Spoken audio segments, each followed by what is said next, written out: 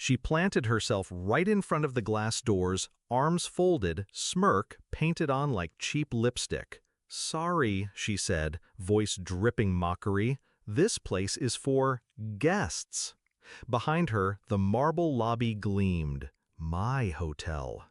My name carved in gold on the plaque outside, though she didn't know it yet. My mother's hand touched my arm. "Not now," she whispered. "Don't embarrass your father." Embarrass him? He'd done that himself 100 times over.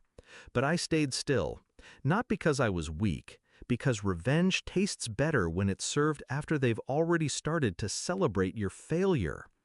And then his boss walked in, my father's boss, the man who controlled his entire career. He looked past my sister's smug face straight at me.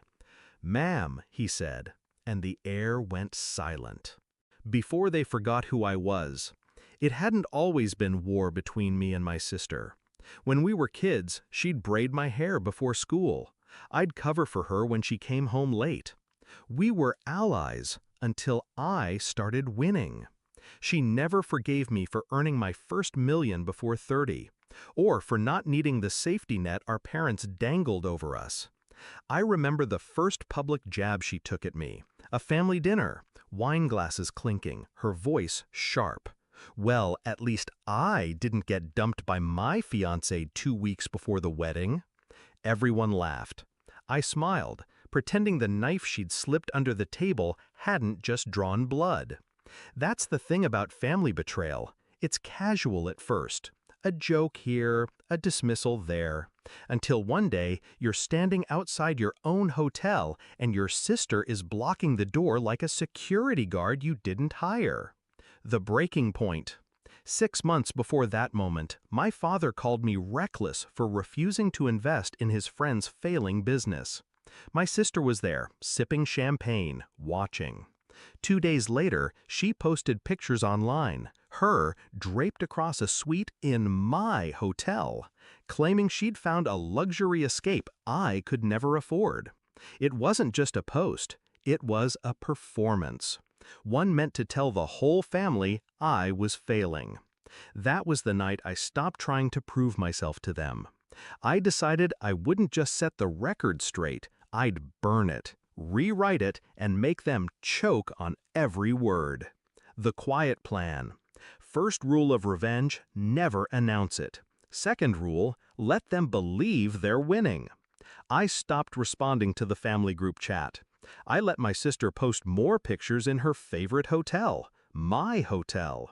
She didn't know the shell company that owned the property belonged to me. I made sure the staff played along.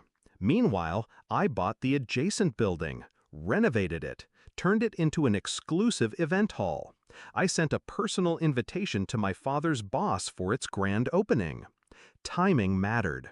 My father was up for a promotion, one his boss would decide. I knew if the man saw who really held the cards in this city, the balance of power at home would shift forever. The setup. 2 weeks before the opening, I called my mother, told her I'd be in town. She insisted we drop by the hotel my sister loved so much. She didn't know she was walking into my trap.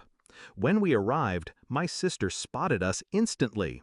She stepped forward, blocking the glass doors like she owned the place.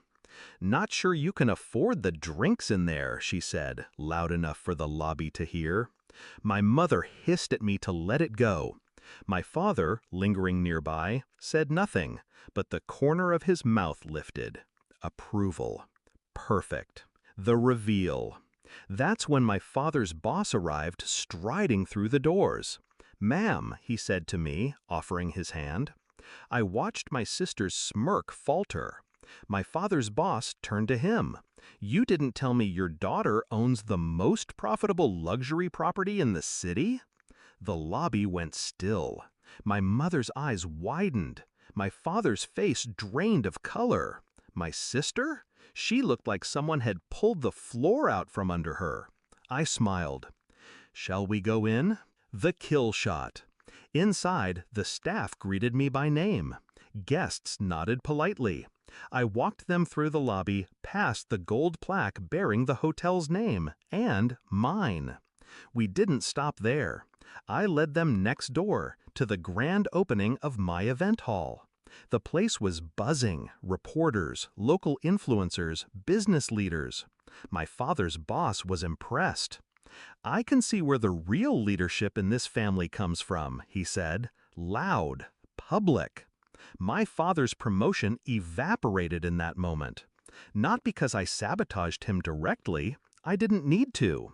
His boss had just seen who actually had influence. Aftermath.